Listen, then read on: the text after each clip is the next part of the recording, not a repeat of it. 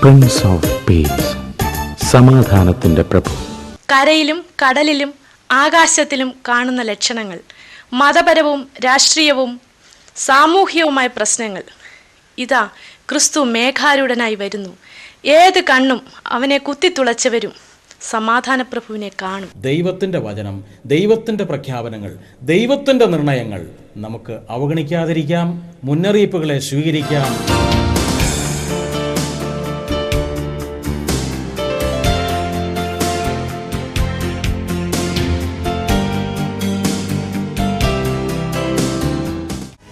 The Bible message is a message of hope, a message of turning to God and that we can have a relationship with Him. ഈ പ്രോഗ്രാമിലേക്ക് നിങ്ങളെല്ലാവരെയും സ്വാഗതം ചെയ്യുന്നു.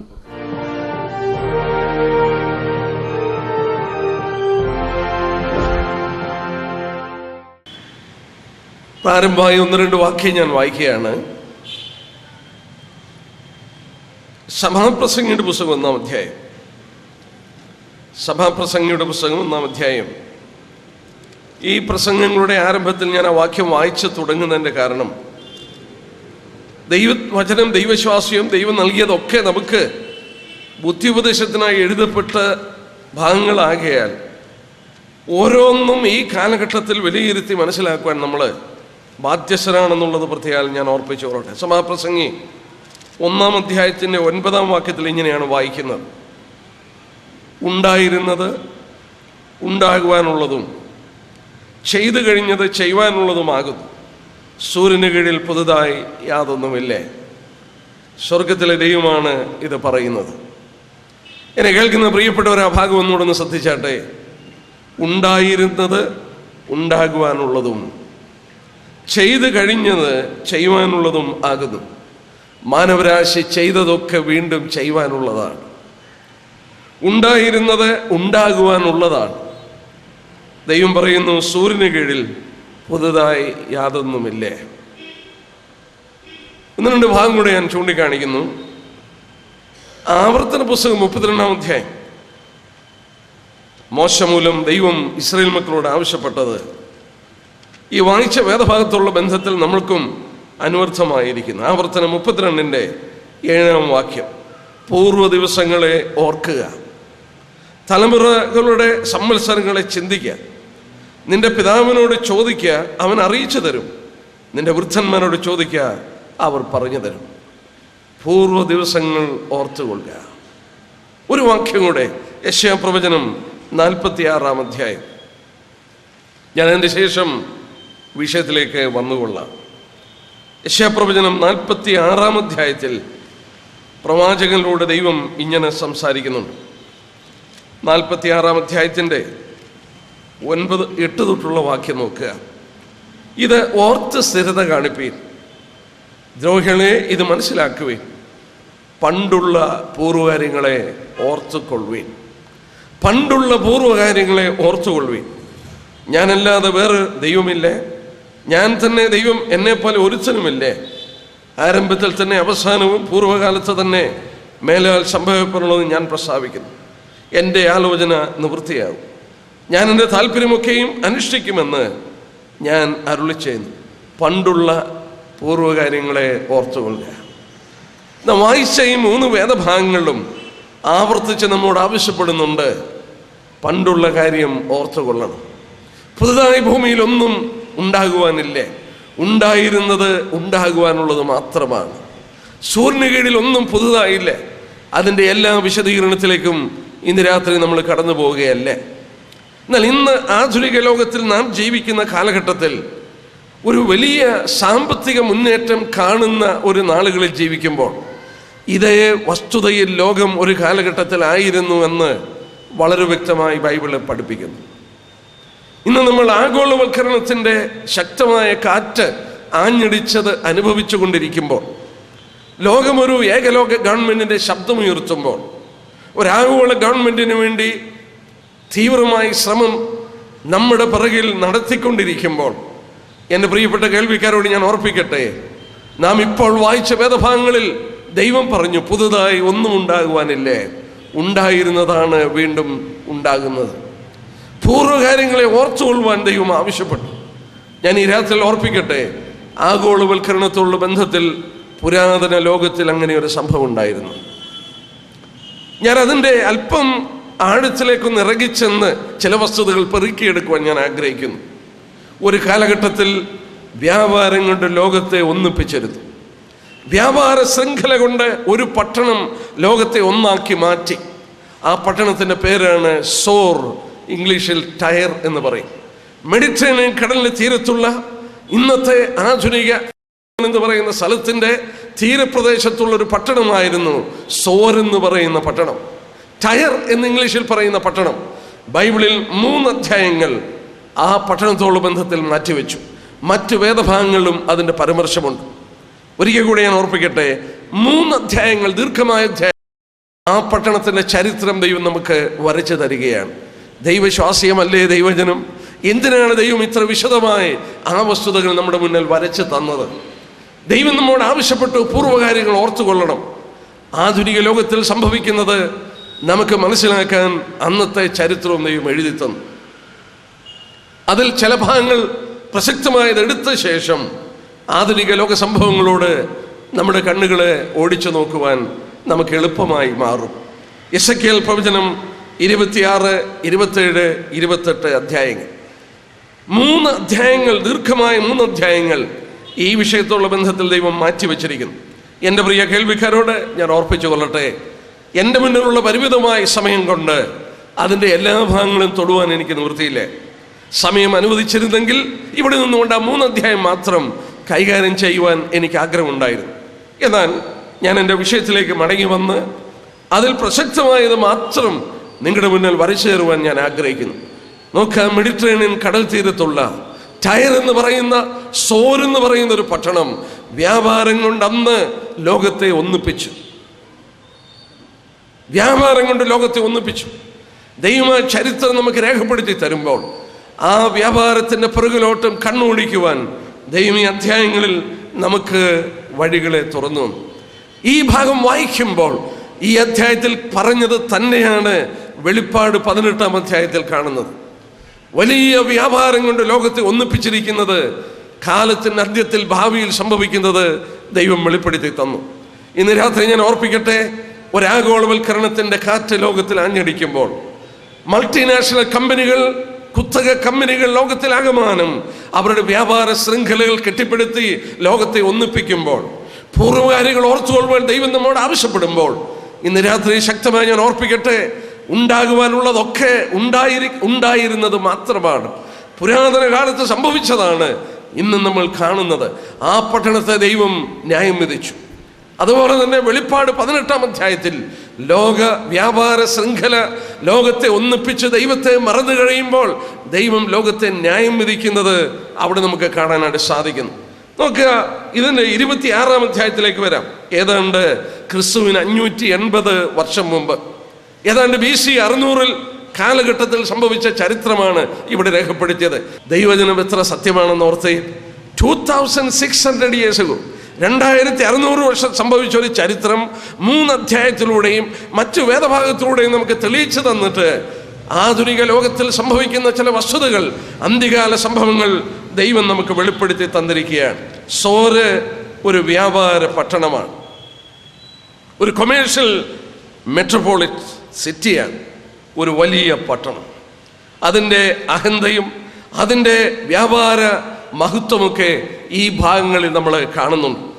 ഇത് വെളിപ്പാട് 18-നോട് ചേർത്ത് പഠിക്കേണ്ട ഭാഗങ്ങളാണ്. എന്നാൽ അത് തമ്മിൽ താരതമ്യം ചെയ്തൊരു പഠനം നടത്തുവാനല്ല ഞാനിവിടെ നിൽക്കുന്നത്.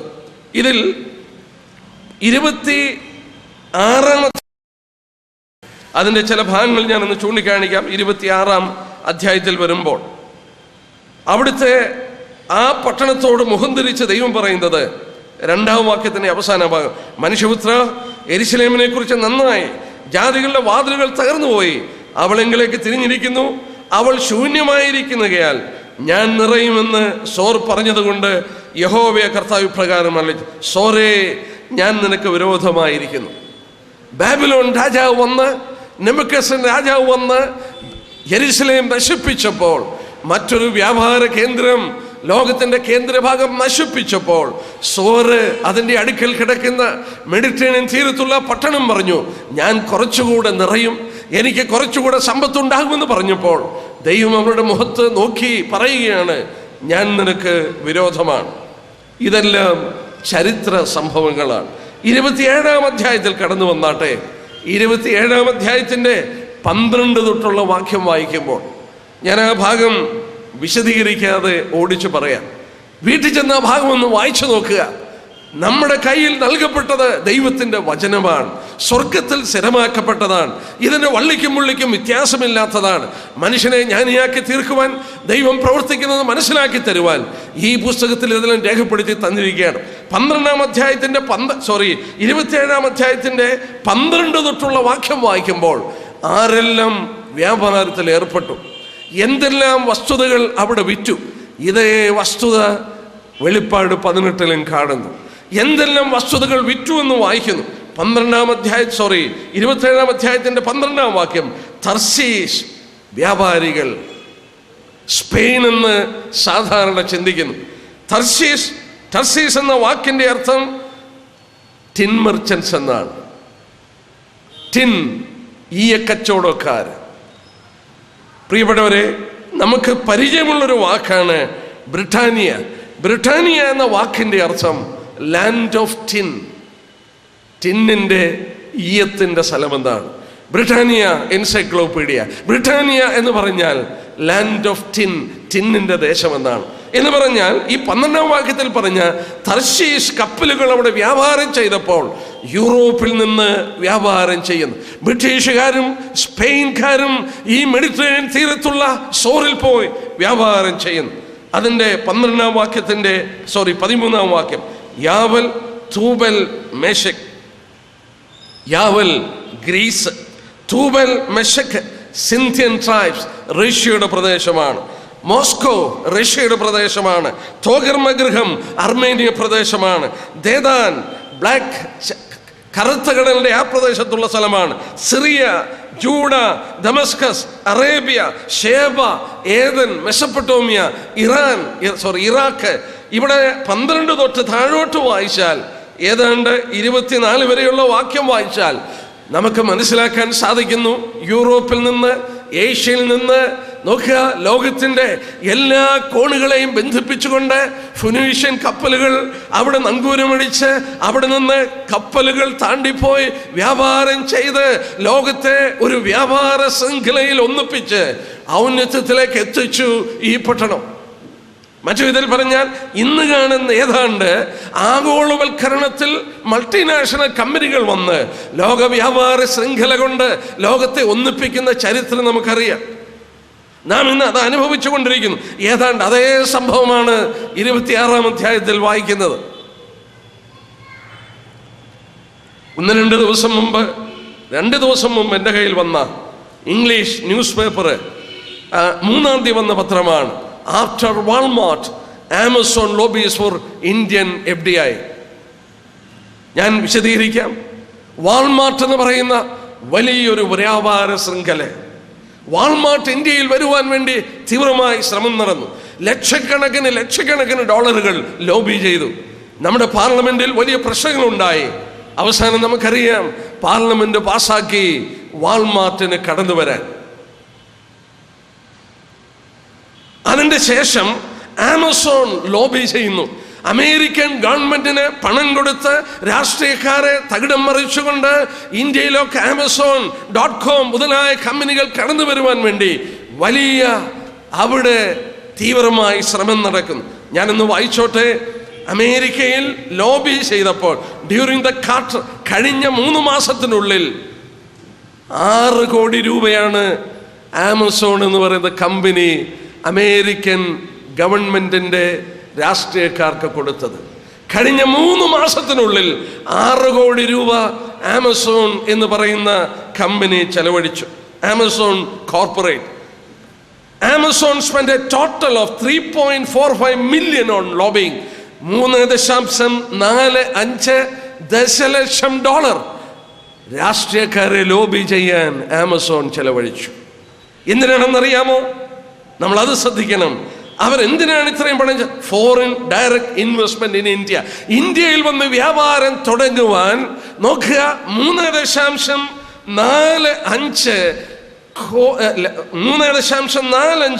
ദശലക്ഷം ഡോളർ ചെലവഴിക്കണമെങ്കിൽ എൻ്റെ പ്രിയപ്പെട്ടവരൊന്ന് ചിന്തിച്ചു നോക്കിയേ.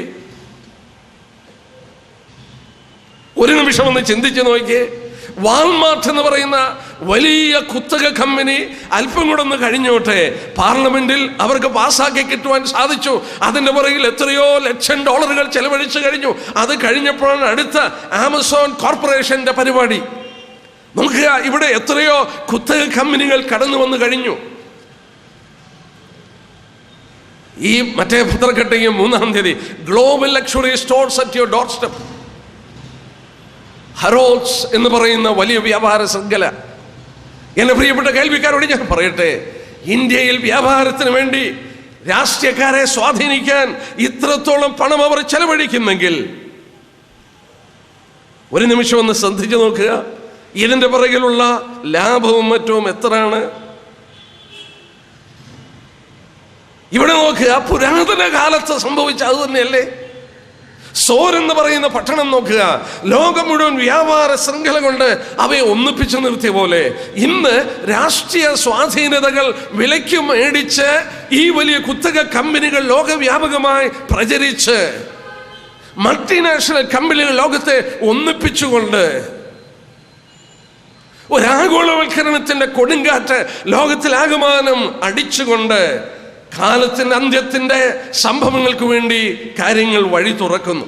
എന്നാൽ ഈ ഭാഗം പറയുമ്പോൾ അതിന്റെ 27-ാം അധ്യായത്തിന്റെ 33-ാം വാക്യം ഒന്ന് വായിക്കാം. ഈ എസെക്കിയേൽ 27-ന്റെ 33-ാം വാക്യം.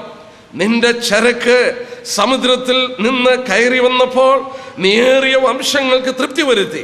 നിന്റെ സമ്പത്തിന്റെയും വ്യാപാരത്തിന്റെയും പെരുപ്പം കൊണ്ട്, ആ വാക്ക് ശ്രദ്ധിക്കുക, നിന്റെ സമ്പത്തിന്റെയും വ്യാപാരത്തിന്റെയും പെരുപ്പം കൊണ്ട് ഭൂമിയിലെ രാജാക്കന്മാർ സമ്പന്നന്മാരായി. ലോകരാഷ്ട്രങ്ങൾ വ്യാപാരത്തിന്റെ പെരുപ്പം കൊണ്ട് സമ്പന്നരായി. യെസ്, ലോകരാഷ്ട്രങ്ങൾ വ്യാപാരത്തിന്റെ പെരുപ്പം കൊണ്ട് സമ്പന്നരായി. പുരാതന കാലത്ത് സംഭവിച്ചത് ദൈവം നമ്മളോട് പറഞ്ഞു, ഓർത്തുകൊള്ളുക, നീ ചോദിച്ചുകൊള്ളുക. ലോകത്തിൽ അത് വീണ്ടും കടന്നു വരുമെന്ന് ദൈവം പറഞ്ഞപ്പോൾ ഞാനും നിങ്ങൾ ജീവിക്കുന്ന ദിവസങ്ങളിൽ രാഷ്ട്രങ്ങൾ സമ്പന്നരായി മാറുന്നു. ചൈന, ഇന്ത്യ 60 വർഷം മുമ്പ് എങ്ങനെയായിരുന്നു? ഈ തെരുവിലൂടെ എത്ര കാർ ഓടുമായിരുന്നു? യെസ്, ഒരു നിമിഷം ഒന്ന് ചിന്തിച്ചു നോക്കിയേ. ഈ ചൈനയിലും മറ്റും കാളവണ്ടിയിൽ യാത്ര ചെയ്ത് നമ്മുടെ ഇവിടെയും കാളവണ്ടിയും വില്ലുവണ്ടിയും ഉപയോഗിച്ച് ഒരു തലമുറയ്ക്ക് മുമ്പ് യാത്ര ചെയ്തുകൊണ്ടിരുന്ന സ്ഥലത്ത് ഇതിലെ ഓടുന്ന കാറുകളുടെ വിലകളും ഇവിടെ വന്നിരിക്കുന്ന അന്തർദേശ കമ്പനികളുടെ ഇവിടെ ആരംഭിച്ച കാറുകളുടെ വ്യാപാരവും മറ്റും ശ്രദ്ധിക്കുക. ഇതിന്റെ പുറകിലൊക്കെ വലിയ കുത്തക കമ്പനികളാണെന്ന് മറക്കരുത്. ഇവിടെ വായിച്ചതോർക്കുക, രാഷ്ട്രങ്ങൾക്ക് സമ്പന്നത കിട്ടുന്നു. ഇന്ന് ആർക്കാണ് പണമില്ലാത്തത്? ഒരു കാലഘട്ടത്തിൽ മനുഷ്യന് പണമില്ല, എന്നാൽ ഇന്ന് എല്ലാവർക്കും പണമായി. പണം വർദ്ധിച്ചു. യുഎന്റെ കണക്കനുസരിച്ച് ഇതേതാണ്ട് എത്രയോ ഇരട്ടിയായി മാറിക്കഴിഞ്ഞു വ്യാപാര ശൃംഖല. ചൈനയിലും മറ്റും ഇന്ത്യയിലും മറ്റും വിദേശ കമ്പനികൾ പണം കൊണ്ടിറക്കിയതിന്റെ ഫലമായി, ഇവിടെ പുതിയ കമ്പനികൾ തുടങ്ങിയതിന്റെ ഫലമായി നമ്മുടെ കുഞ്ഞുങ്ങൾക്ക് ഉന്നത ജോലിയും വലിയ ശമ്പളവും കിട്ടിയപ്പോൾ ഈ പണത്തിന്റെ ഒഴുക്ക് പുരാതന കാലത്ത് സംഭവിച്ചതാണ്. ഇവിടെ വായിച്ചത് ഓർക്കുക, നിന്റെ സമ്പത്തിന്റെയും വ്യാപാരത്തിന്റെയും പെരുപ്പം. വ്യാപാരത്തിന്റെ പെരുപ്പം. തൃപ്പൂണിത്തുറയിൽ താമസിച്ചിരുന്നവർ ഉൽപ്പാദിപ്പിക്കുന്ന സാധനങ്ങൾ തൃപ്പൂണിത്തുറയും പരിസര സ്ഥലത്തും വിറ്റ് ജീവിച്ചിരുന്ന കാലഘട്ടം, അത് പഴയ കാലഘട്ടം. ഇവിടെ ഇന്ന് വിൽക്കുന്നത് മറ്റ് സംസ്ഥാനങ്ങളിലും വിദേശ രാജ്യങ്ങളിലും നിർമ്മിക്കുന്ന വസ്തുക്കളാണ്. വ്യാപാരത്തിന്റെ പെരുപ്പം, അന്തർദേശീയ വ്യാപാരം. എൻ്റെ പ്രിയപ്പെട്ടവരോട് ഞാൻ ഓർപ്പിക്കട്ടെ, എന്നാൽ ഇവിടെ ഒരു സത്യം ഞാൻ പറഞ്ഞ് മുന്നോട്ട് ഞാൻ കടന്നു പോവുകയാണ്. ഈ ഭാഗം നമ്മൾ ശ്രദ്ധിക്കുമ്പോൾ ഈ 3 അധ്യായങ്ങളിലെ ഒരു പ്രയോഗം ഞാൻ കാണിക്കാൻ പോവുകയാണ്. ഈ വ്യാപാര ശൃംഖലയുടെ പുറകിൽ ആരാണ് എന്ന് ഞാൻ ആദ്യം കാണിക്കട്ടെ. എസെക്കിയേൽ 26 അധ്യായത്തിന്റെ 2-ാം വാക്യത്തിന്റെ അവസാനം, നീ സോറിനോട് പറയണം, സോറ് ടയർ ഒരു സ്ഥലമാണ്. 27-ാം അധ്യായത്തിൽ വരുമ്പോഴും സോറിനെ കുറിച്ചൊരു വിലാപം തുടങ്ങണം, വീണ്ടും അതൊരു സ്ഥലമാണ്. 28-ാം അധ്യായത്തിൽ വരുമ്പോൾ 2 വ്യക്തിത്വം നമ്മൾ കാണുന്നു. 28-ാം അധ്യായത്തിൽ വരുമ്പോൾ 2 വ്യക്തിത്വം. ഞാൻ ആ ഭാഗം ഒന്ന് ചൂണ്ടിക്കാണിക്കാം. ഇവിടെ ഇരിക്കുന്ന അനേക ദൈവമക്കളുണ്ട്. ഞാൻ നിങ്ങളും അത് മനസ്സിലാക്കിയേ സാധിക്കുള്ളൂ.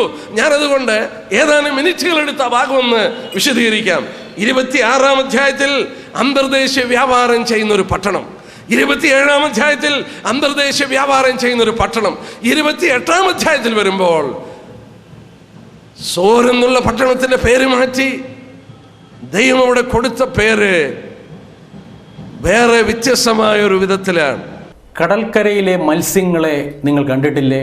തിരമാലകൾ വന്ന് കടൽക്കരയിൽ ചില മത്സ്യങ്ങളെ ഇട്ടിട്ട് പോകുമ്പോൾ ആ മത്സ്യങ്ങൾ കിടന്ന് പിടയ്ക്കും.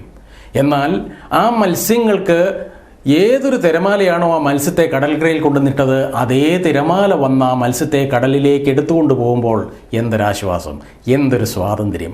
അതുപോലെ തന്നെ എൻ്റെയും നിങ്ങളുടെയും സൃഷ്ടാവായിരിക്കുന്ന ദൈവത്തിന് മാത്രം തരുവാൻ കഴിയുന്ന ഒരു തൃപ്തി, ആ തൃപ്തി ഉൾക്കൊള്ളുവാനുള്ളൊരു ഹൃദയത്തോടു കൂടിയാണ് ഞാനും നിങ്ങളും സൃഷ്ടിക്കപ്പെട്ടിരിക്കുന്നത്.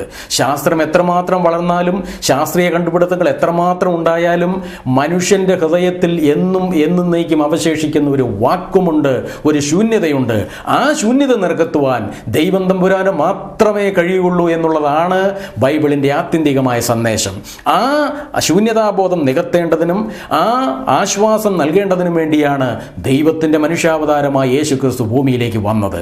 ഏതൊരു ലോകത്തിലാണോ മനുഷ്യൻ പാപം ചെയ്ത് പാപത്തിന് അടിമകളായിട്ട് വളരെയധികം അന്ധകാരത്തിൽ ജീവിതം ആരംഭിച്ചത്, അതേ ലോകത്തിൽ വെളിച്ചമായിട്ട്, ലോക വെളിച്ചമായിട്ട് അവതാരം ചെയ്ത യേശുക്രിസ്തു എൻ്റെയും നിങ്ങളുടെയും ആത്യന്തിക അടിസ്ഥാന പ്രശ്നമായ പാപത്തിന് പരിഹാരം വരുത്തി കാൽവരിയിലെ ക്രൂശിൽ മരിച്ച് അവിടുന്ന് ഉയർത്തെഴുന്നേറ്റ് ഇന്നും ജീവിക്കുന്നു, സ്വർഗത്തിൽ ജീവിക്കുന്നു. തന്നെ വ്യക്തിപരമായി ഹൃദയത്തിലേക്ക് അനുതാപത്തോടെ സ്വീകരിക്കുന്ന ഏതൊരു വ്യക്തിയുടെയും ഹൃദയത്തിൽ വന്ന് താങ്കളുടെ ഹൃദയത്തിൽ ആശ്വാസവും സമാധാനവും ലക്ഷ്യബോധവും പാപക്ഷമയും നൽകി അവരെ പുതിയ വ്യക്തികളാക്കി രൂപാന്തരപ്പെടുത്തിക്കൊണ്ടിരിക്കുന്നു. ഇത് ലോകവ്യാപകമായിട്ട് ആളിപ്പടർന്നുകൊണ്ടിരിക്കുന്ന ആന്തരിക ജീവിതാനുഭവത്തിൻ്റെ അത്ഭുതമാണെന്ന് പറയാനായിട്ട് കഴിയും. എൻ്റെ പ്രിയ സ്നേഹിതരെ, ഈ ആന്തരിക അനുഭവം നിങ്ങൾ അനുഭവിച്ചറിഞ്ഞിട്ടുണ്ടോ?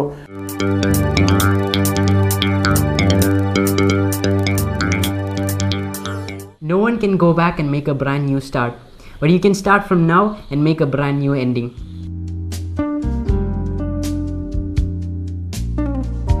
ന്യൂക്ലിയർ യുദ്ധത്തെപ്പറ്റി, ഉൽക്കകൾ പതിക്കുന്നതിനെപ്പറ്റി, ഇസ്രയേലിന്റെ ലംഘനങ്ങൾ, ഏകലോക ഗവൺമെന്റ്, ഏകലോക നേതാവായ എതിർ ക്രിസ്തു, ലോക ചരിത്രത്തിൽ വന്നുപോയ സാമ്രാജ്യങ്ങളെപ്പറ്റിയും ബൈബിൾ, 666 സംഖ്യയും മൃഗത്തിന്റെ സംഖ്യയും, അന്തർദേശീയ പണമിടപാടുകൾക്കുള്ള സ്വിഫ്റ്റ് സംവിധാനം. ഈ വിഷയ പഠനങ്ങൾ ഉൾക്കൊള്ളുന്ന 13 മണിക്കൂർ ദൈർഘ്യമുള്ള അന്ത്യനാഴിക എന്ന ഓഡിയോ MP3 CD. അതെ, ലോകാന്ത്യത്തെ പറ്റിയുള്ള ബൈബിളിന്റെ മുഴുവൻ പ്രവചനങ്ങളും കോർത്തിണക്കി അക്കവും പുള്ളിയും ഇട്ട് വിശദീകരിക്കുന്ന, ഒടുവിൽ എന്ത് ഭവിക്കും എന്ന് വിശദമാക്കുന്ന 13 മണിക്കൂർ ദൈർഘ്യമുള്ള ഒരു മനോഹര MP3 CD. അന്ത്യനാഴിക. ദേശീയ അന്തർദേശീയ വേദികളിൽ ശ്രദ്ധേയരായ റേഡിയോ TV പ്രഭാഷകരും ബൈബിൾ പ്രവചന പണ്ഡിതരുമായ brother John P Thomas Kochi, brother John Sebastian Kottayam എന്നിവർ നിങ്ങളോട് സംസാരിക്കുന്നു. പഠനത്തിന് ഞങ്ങളുടെ മാന്യ കേൾവിക്കാർക്ക് സഹായകരമായ പുസ്തകങ്ങൾ പരിചയപ്പെടുത്തുന്നു. നിങ്ങളുടെ 301 ചോദ്യങ്ങൾക്ക് ബൈബിളിന്റെ ഉത്തരം, ബൈബിളും ആധുനിക ശാസ്ത്രവും കാരണം തേടി. 2 ഓഡിയോ MP3 CDകൾ ഞങ്ങൾ പരിചയപ്പെടുത്തുന്നു. മരണശേഷം എന്ത്, എവിടെ, എങ്ങനെ. ഈ ഓഡിയോ CDയും ഇതിന്റെ വിഷ്വൽ CDയും ലഭ്യമാണ്. യേശുവിനെ അടക്കം ചെയ്ത കല്ലറ ഇന്ന് ശൂന്യമാണ്. അവനെ ക്രൂശിച്ചതിന്റെ 3-ാം ദിവസം മരിച്ചവരുടെ ഇടയിൽ നിന്നും അവൻ ഉയർത്തെഴുന്നേറ്റു. അവൻ ഇന്നും ജീവിക്കുന്നു. നിങ്ങളുടെ ഓരോരുത്തരുടെയും ജീവിതത്തിലേക്ക് കടന്നു വരാൻ അവൻ ആഗ്രഹിക്കുന്നു. യേശു തന്നെ പറഞ്ഞിരിക്കുന്നത് ഇപ്രകാരമാണ്: ഞാൻ തന്നെ പുനരുത്ഥാനവും ജീവനുമാകുന്നു. എന്നിൽ വിശ്വസിക്കുന്നവൻ മരിച്ചാലും ജീവിക്കും. ഈ രക്ഷിതാവിന് സ്വാഗതവും സ്വീകരണവും നൽകുവാൻ സന്നദ്ധരാകുമെങ്കിൽ സമാധാനവും സായുജ്യവും സുനിശ്ചിതമാണ്. രാസായുധങ്ങളും ജൈവായുധങ്ങളും ജാഗ്രതയോടെ ജീവിപ്പിക്കുന്ന രാജ്യങ്ങൾ, അണുവായുധങ്ങളുടെ അണിയറ ഒരുക്കത്തിന് പാടുപെടുന്ന പട്ടാള മേധാവികൾ, ഭീകരാക്രമണത്താൽ ഭീതിയിലാണ്ടുപോകുന്ന ലോകം, മനുഷ്യതിന്മയാൽ മനസ്സുമരവിക്കുന്ന സ്ഥിതിവിശേഷം. ഇനി എന്ത്? നാം എങ്ങോട്ട്? സമാധാനത്തിന്റെ കതിരൊളി കാണുവാൻ കഴിയുമോ തുടങ്ങിയ ചോദ്യങ്ങൾക്ക് സകലർക്കും സുവ്യക്തമായ മറുപടി കണ്ടെത്തുവാൻ ഇതാ ഒരു സൗജന്യ സമ്മാനം. 150 ചോദ്യങ്ങൾക്ക് ബൈബിളിന്റെ ഉത്തരം. കൂടാതെ സ്വാതന്ത്ര്യത്തിന്റെ ശുദ്ധമായി ആസ്വദിക്കുവാൻ ഉതകുന്ന മറ്റൊരു പുസ്തകം, യഥാർത്ഥ സ്വാതന്ത്ര്യത്തിലേക്ക്. No one can go back and make a brand new start, but you can start from now and make a brand new ending. ഈ പ്രോഗ്രാമിനെ കുറിച്ചുള്ള നിങ്ങളുടെ അഭിപ്രായങ്ങളും നിർദ്ദേശങ്ങളും നിങ്ങളുടെ പ്രാർത്ഥനാ വിഷയങ്ങളും ഞങ്ങളെ അറിയിക്കുക. ഞങ്ങളുടെ വിലാസം പറയുന്നു: